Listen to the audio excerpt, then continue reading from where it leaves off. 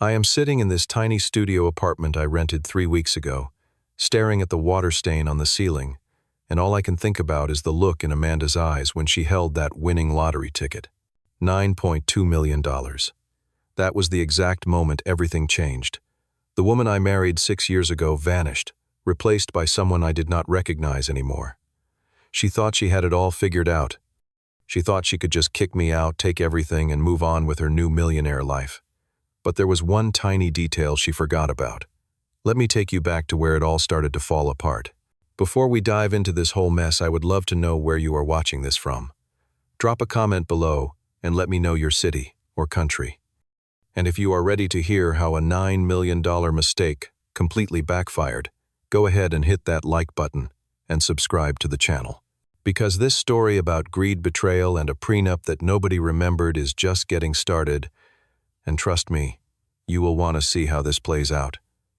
Amanda and I got married 6 years ago. It was not some fairy tale romance, but it was real. We were both in our mid-20s, working regular jobs, building a life together one paycheck at a time. I worked in IT support for a small tech company, pulling in around $55,000 a year. Nothing fancy but stable. Amanda worked as an administrative assistant at a law office downtown, making about $42,000 annually. Together we were doing okay. We bought a small 2-bedroom house in the suburbs. Nothing extravagant, just a place we could call ours. We had 2 paid-off cars, a modest savings account, and a simple life that felt comfortable. Amanda back then was different. She was grounded, practical, the kind of person who got excited about finding a good deal at the grocery store.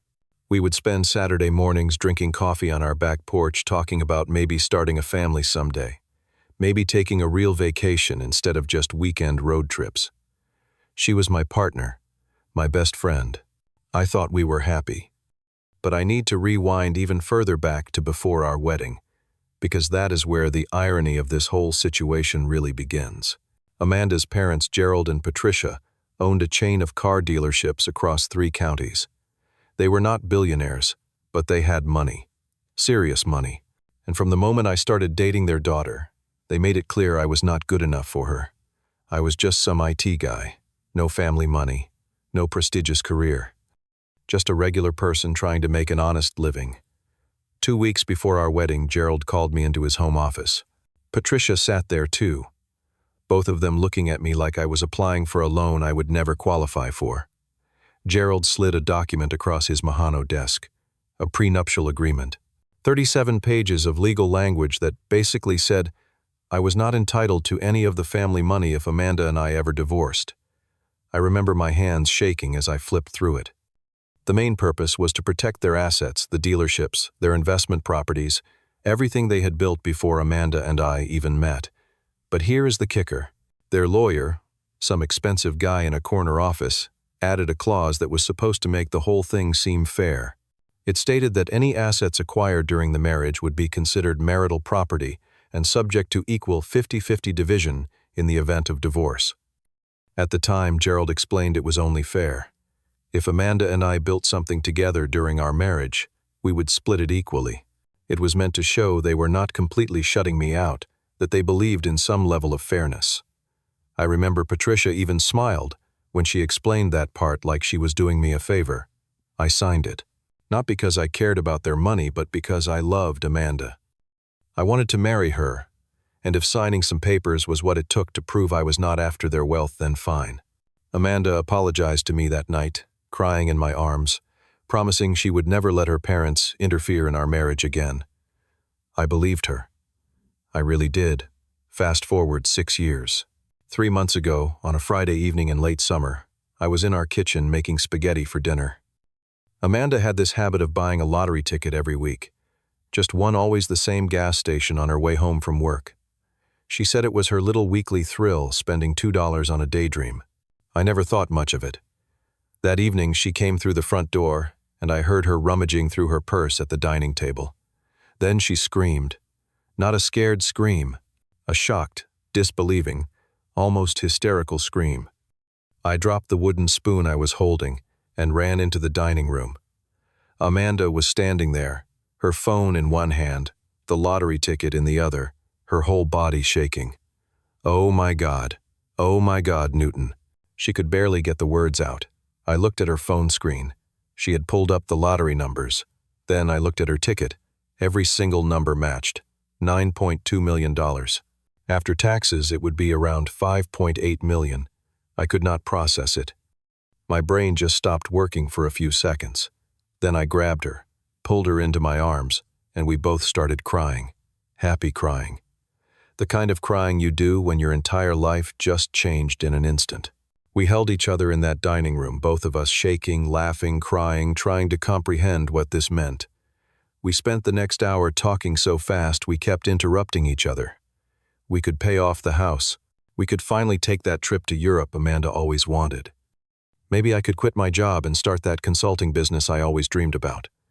Maybe we could start a family without worrying about daycare costs. The possibilities felt endless. Then Amanda grabbed her phone. I thought she was going to call her best friend, or maybe her sister. But she called her parents.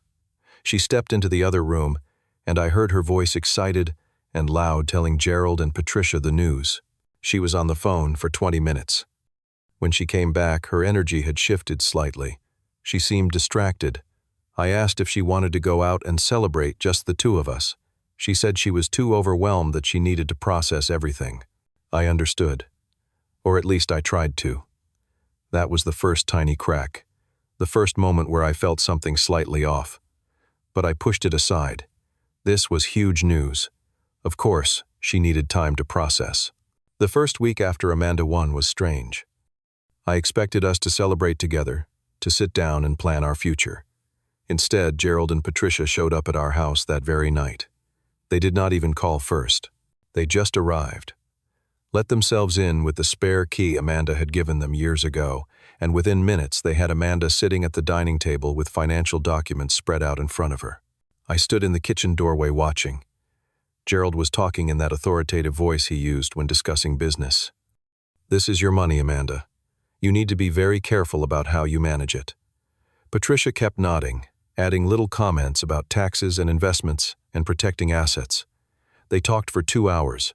I tried to join the conversation a few times, but Gerald would give me this look like I was a child interrupting adult conversation. Amanda barely looked at me. When they finally left close to midnight, I tried to talk to Amanda. I asked her what all that was about. She sighed this heavy, exhausted sigh and said her parents were just trying to help. I pointed out that we should probably talk about this together, make decisions as a couple.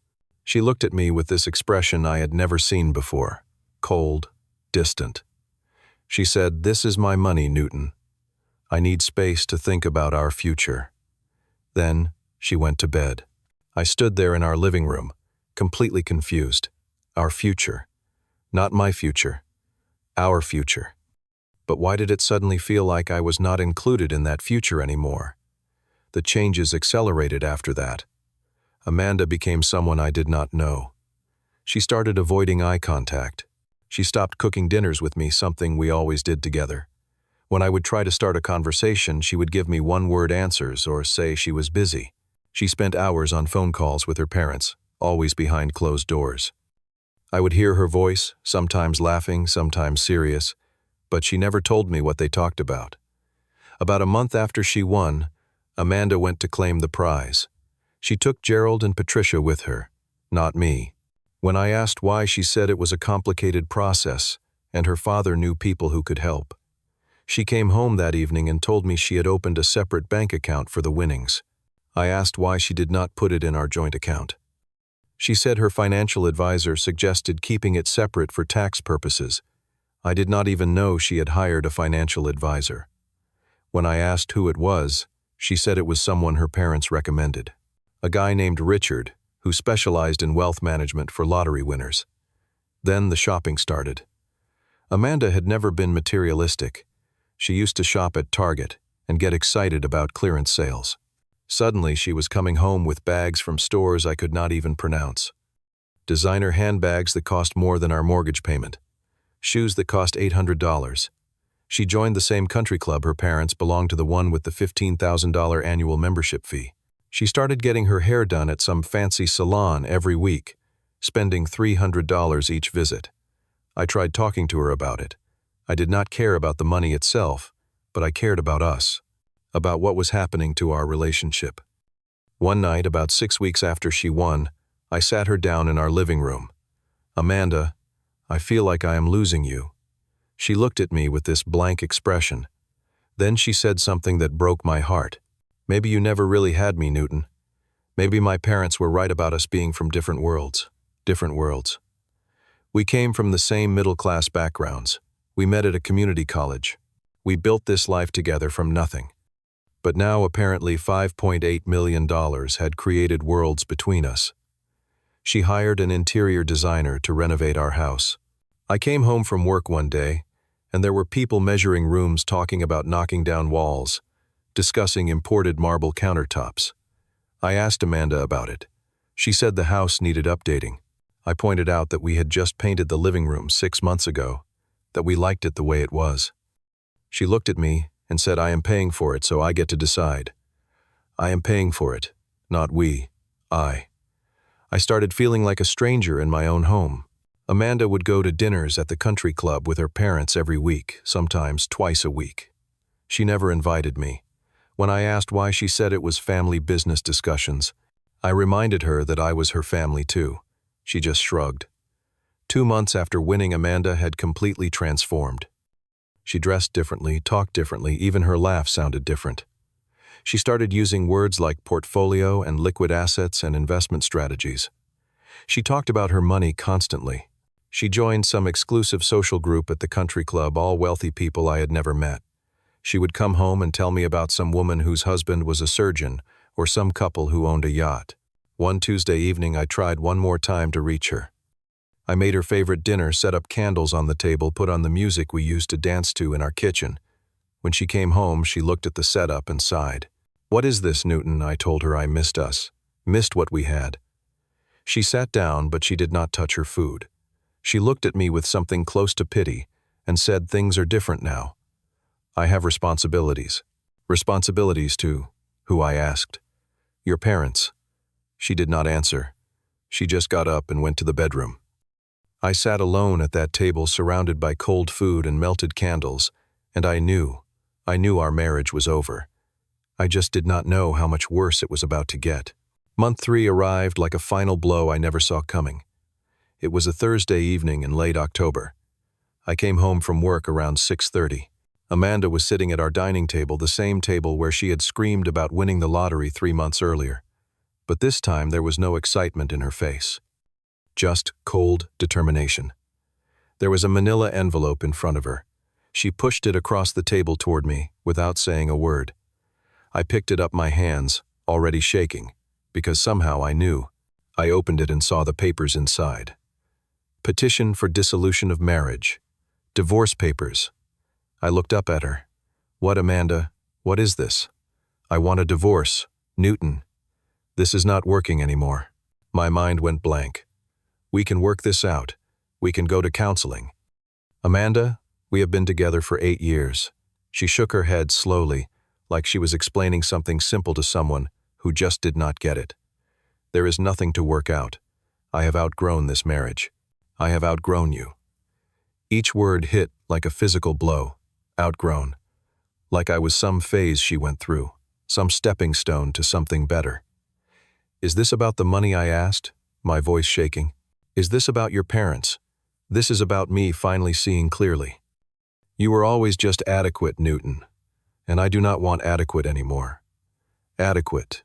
6 years of marriage, 6 years of building a life together, and I was adequate. I want you out of this house. By this weekend," she continued like she was giving orders to an employee. "This is my house too. We bought it together."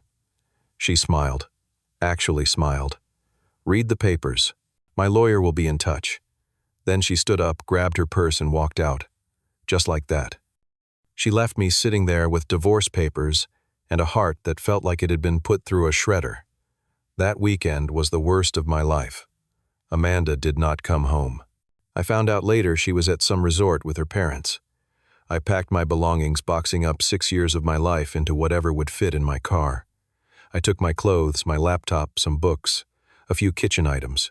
I left behind everything we had bought together, every piece of furniture, every picture frame, every memory. I could barely see through my tears as I loaded boxes into my trunk. I found a studio apartment about 20 minutes away. It was all I could afford on short notice. 600 square feet, a single room with a tiny kitchen area and a bathroom that smelled like mildew. The deposit and first month rent wiped out most of my savings. I moved in on Sunday evening. No furniture except an air mattress I bought at Walmart. No TV, no couch, nothing. Just me and some cardboard boxes in an empty room. That first night I sat on the floor with my back against the wall and I broke down completely. I cried like I had not cried since I was a child.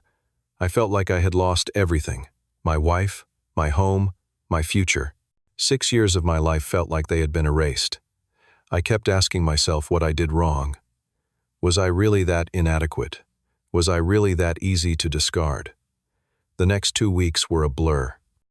I went to work every day, did my job like a robot, then came back to my empty studio and stared at the walls. I could not sleep, could not eat properly. I lost 12 pounds. My coworker Marcus kept asking if I was okay. I told him I was going through a divorce. He did not push for details, but I could see the concern in his eyes. 2 weeks after Amanda kicked me out, I received a certified letter from her attorney. A law firm downtown, expensive, the kind with marble floors and receptionists who look like they stepped out of a magazine. The letter was cold and professional. It outlined Amanda's terms for the divorce settlement. She was offering me $50,000 and nothing else. $50,000 and I would sign away any claim to the house, any claim to her lottery winnings, any claim to anything we had built together. The letter also included a thinly veiled threat. If I did not accept this generous offer, the letter stated the legal proceedings would become lengthy and expensive. They were basically telling me I could not afford to fight this, that I should just take the money and disappear.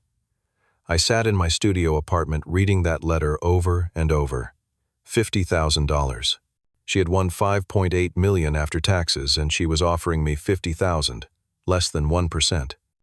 The house we bought together was worth about $320,000. We had paid off about $85,000 of the mortgage together over 6 years. But she wanted to keep all of it. I wanted to fight, but I had maybe $8,000 left in my savings after paying for the apartment. I could not afford a lawyer who could go up against her expensive legal team. I felt trapped, helpless, exactly how they wanted me to feel. That is when Marcus came through. The next day at work during lunch, he pulled me aside. He told me his sister-in-law was a lawyer, a young attorney who had just opened her own practice. Her name was Diana.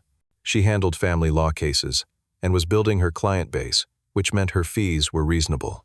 Marcus said she was sharp, really sharp, and she had a reputation for taking on cases where the underdog needed someone to fight for them. I met Diana that Thursday evening at her small office. She was probably in her early 30s, professional but approachable. I sat down and told her everything, the whole story, the lottery win, the way Amanda changed, the way I got kicked out, the settlement offer. I showed her the threatening letter from Amanda's lawyers. Then I showed her the prenup. I had kept a copy in a folder with all our important documents. I pulled it out and handed it to her, explaining how Gerald and Patricia had forced me to sign it before the wedding. I told her I figured it meant I had no claim to anything, that Amanda's family money was protected, that I was screwed. Diana read through the prenup carefully. I watched her eyes move across the pages. Then she stopped. Read one section again. Her expression changed. She looked up at me, and for the first time in weeks, I saw something that looked like hope. "You mean you have not read this recently?" she asked. I told her I had not looked at it since I signed it 6 years ago.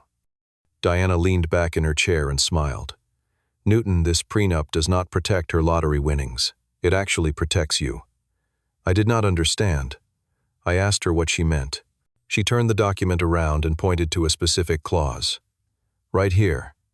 It says any assets acquired during the marriage are considered marital property and subject to equal 50-50 division in the event of divorce. The lottery ticket was purchased during your marriage, correct?" I nodded. "Yes."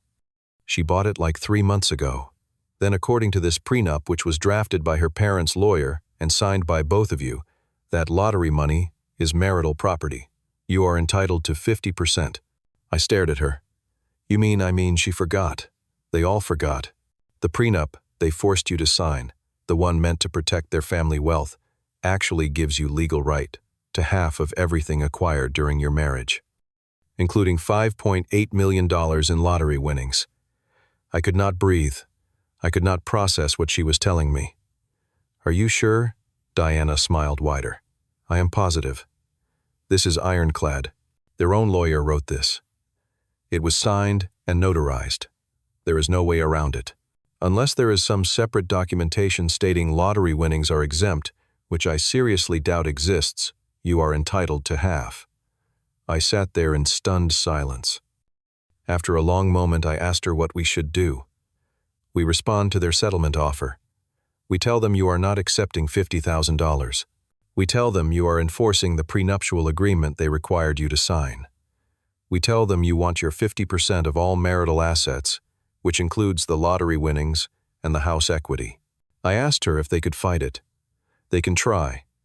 But prenups are legally binding contracts, especially ones drafted by expensive lawyers and properly executed. A judge will enforce it. And the beautiful irony, they cannot claim the prenup is invalid without invalidating the very protections they wanted for their family money. They are stuck. For the first time in 3 months, I felt something other than pain. I felt something like justice, not revenge, not greed. Just the simple, powerful feeling of standing up for myself. Diana drafted a response letter. It was professional but firm. We rejected the $50,000 settlement. We stated our intention to enforce the prenuptial agreement in full. We requested 50% of the lottery winnings after taxes, which amounted to $2.9 million, plus 50% of the home equity, approximately $85,000. Total, just over $3 million. We are not asking for more than what is legally yours, Diana explained. We are simply enforcing the contract her parents made you sign. She sent the letter the next day. The reaction was immediate and explosive. Amanda called me that same evening. It was the first time I had heard her voice in almost 3 weeks. She was screaming, literally screaming into the phone. You greedy bastard. You are nothing but a gold digger. You want my money. You never cared about me, did you? It was always about what you could get. I let her yell for a minute. Then I said calmly, I am just asking for what is legally mine, Amanda, just like you asked for a divorce. She called me every name she could think of. Then she threatened me. We will drag this out. We will make this so expensive you will be buried in legal fees. Go ahead, I said. Your parents hired the lawyer who wrote that prenup. Let a judge decide. She hung up on me. 2 days later, Gerald called. His approach was different. He was trying to be reasonable, diplomatic. Newton, let us talk about this like adults.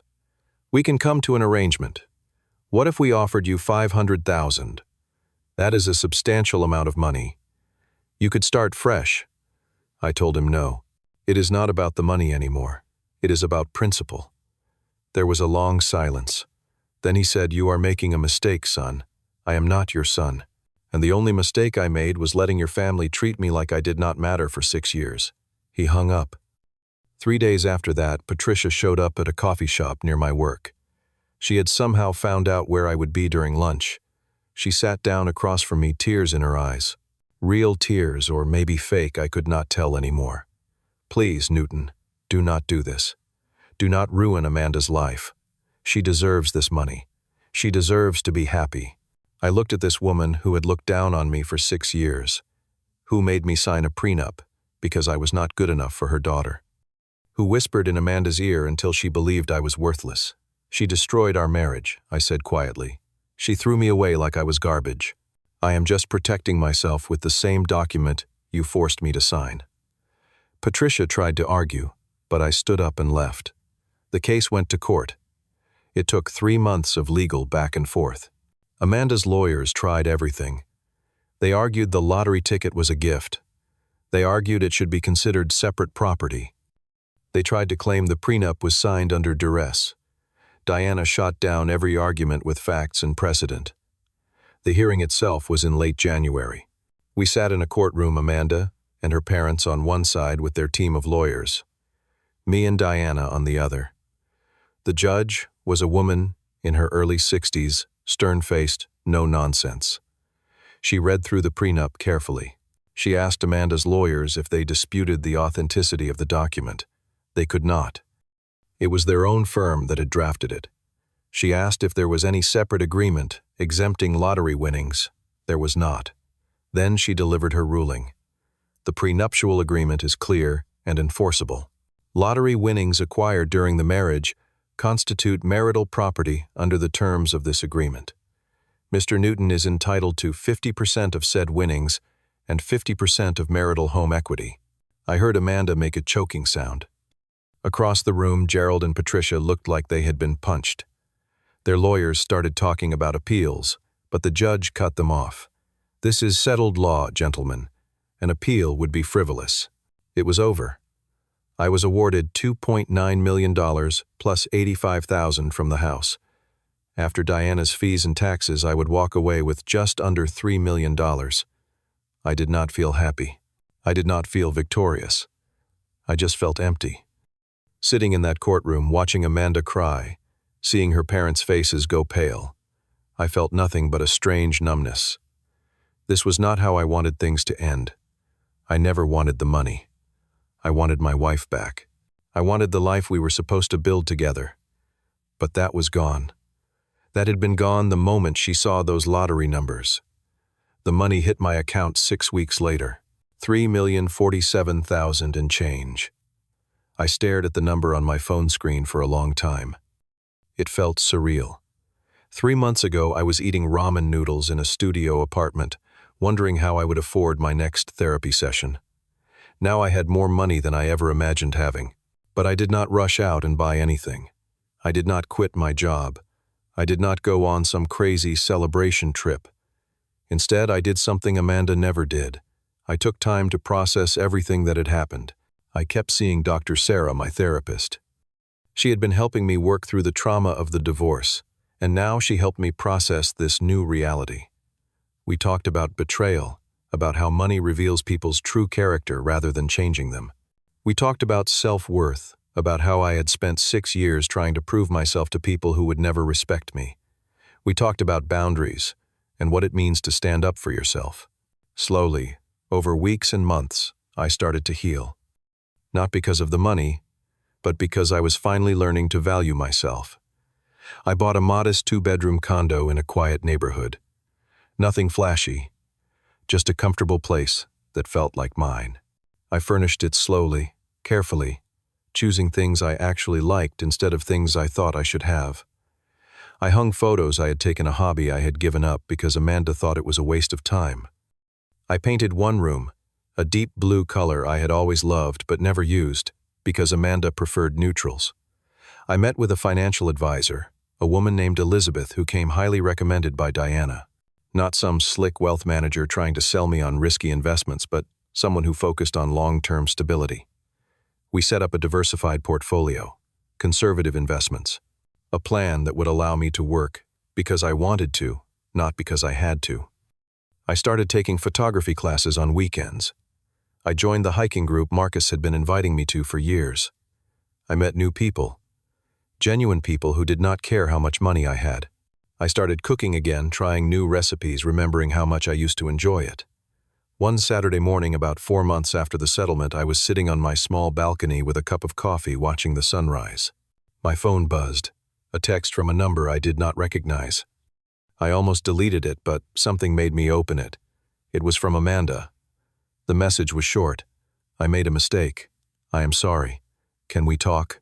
I stared at those words for a long time.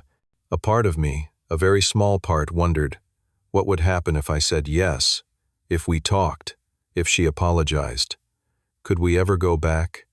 But I knew the answer. We could not go back because there was nothing to go back to. The woman I married would never have treated me the way Amanda did.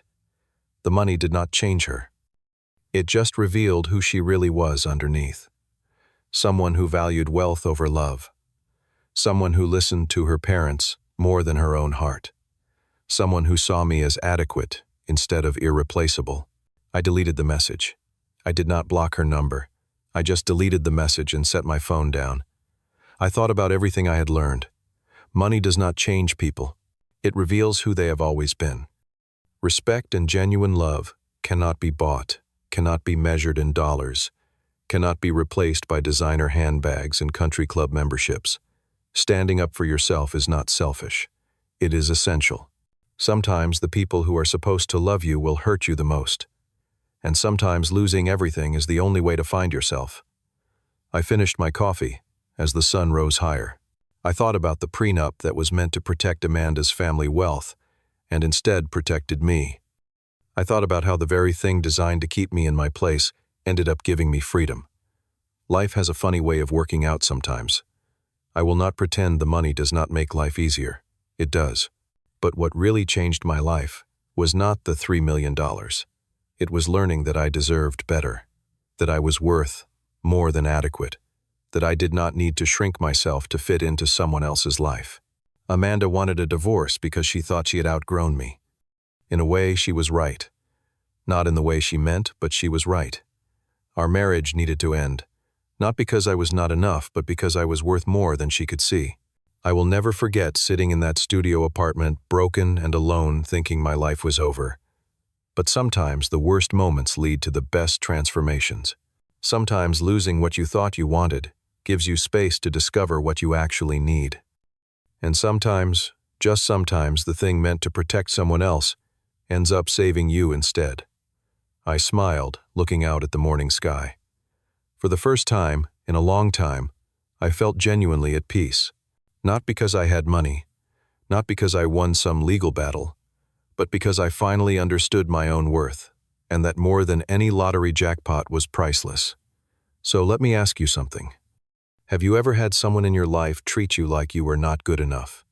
Have you ever stood up for yourself when everyone expected you to just accept less than you deserved? Drop your thoughts in the comments below. I would love to hear your stories. And if this story resonated with you, hit that like button and subscribe to the channel. Share this with someone who might need to hear that they are worth fighting for. Thank you so much for listening to my story. I hope wherever you are in your journey, you find the courage to value yourself the way you deserve. Take care of yourselves out there, and remember, sometimes the things that break us are exactly what we need to become whole.